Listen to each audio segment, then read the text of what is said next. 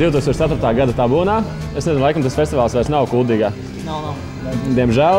Jā. Nu, tur tādi vienkārši ļoti zīmīgi gadījumi. Gājām novīt pie skatuves mantas. Vecā busā.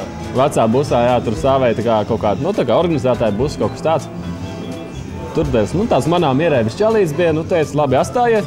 Pēc tam nācām pakaļ, protams, mantām jākārp uz skatuves jau. Parole.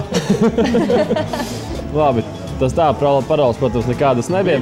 Bija, ja? Alus pudele arī bija parole. Pareizi, jā. Parole bija alus pudele, bet mums tā parole nebija pateikt, ja? Nē, viņa nebija pateikt, vienkārši parole nebija līdzi. Parole, mums nebija līdzi parole, bet viņš bija mieri. Pareizi, mums nebija līdzi parole. Tāda tā feature bija.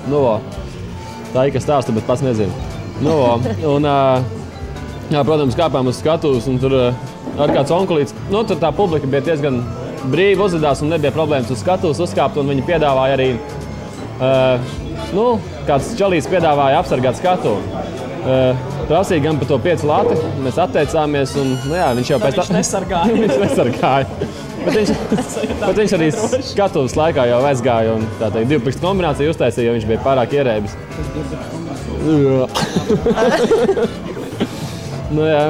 Labi vien bija. Tur bija vēl kaut kas. Protams, jā.